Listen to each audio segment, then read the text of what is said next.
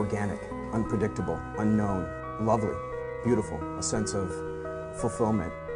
This is part of the pleasures of life and not the chores of life.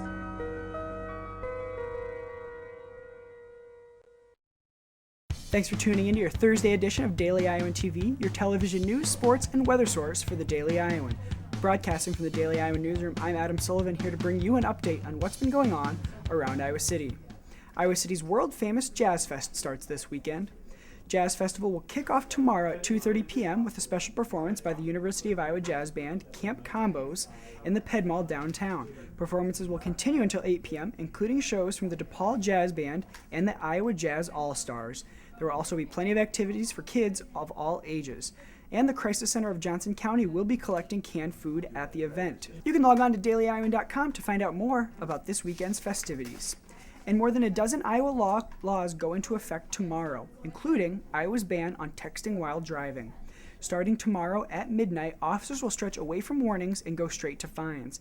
If you're caught texting while driving anywhere in the state of Iowa, you'll automatically receive a hefty fine of more than $120. And University of Iowa junior Mandy Carrozza suffered a close loss, her best friend. Instead of waiting around to possibly watch others suffer the same loss, she took an initiative and formed a heart foundation. Dana Davidson has more on this week's story in this week's Spotlight Iowa City.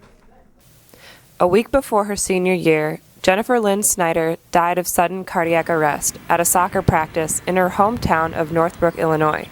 Mandy Carrozza was heartbroken. And we were best friends up until right before senior year when she died.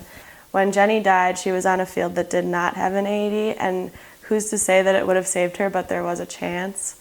AED stands for Automated External Defibrillator, and is a device used to revive a person who is experiencing cardiac arrest. This summer, Mandy, a junior at the University of Iowa and a journalism major, will travel back to Northbrook, Illinois to join Michelle Snyder, Jennifer's mother and founder of the Jennifer Lynn Snyder Teen Heart Foundation, as an intern. Right now I'm on the junior board of directors for the Jennifer Lynn Snyder Teen Heart Foundation, but when I'm interning I'm going to be working with that and with Parent Heart Watch, which is a more national organization, and it was founded by parents who lost their children due to sudden cardiac death. I'll be writing the website for the JLS Teen Heart Foundation, and then I'll be sitting in on meetings and giving my opinion. As an intern, Mandy will also work closely with Jennifer's mother. I think that spending time with her mom especially is good for me, just because I see Jenny in her, and I think she sees Jenny in me as well. The foundation aims to place an AED in every park, so that deaths like Jenny's can be avoided. Dana Davidson, Daily Iowan TV.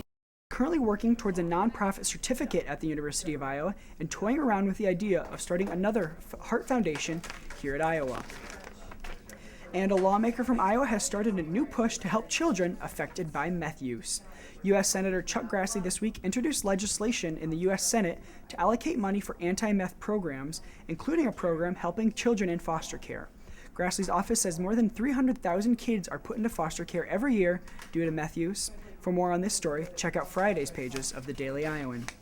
And in sports, July 1st marks the day Nebraska officially joins the Big Ten Conference.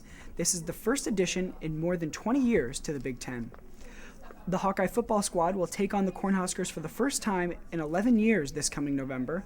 Football commentators around the country speculate the Nebraska football squad will be among the top finishers in the conference this football season.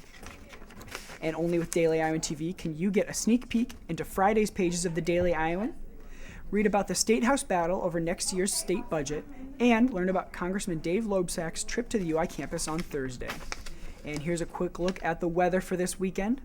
You can expect it to look great for the 4th of July weekend. Friday, we will continue to see mostly sunny skies with a high of 96 degrees and a low of 75.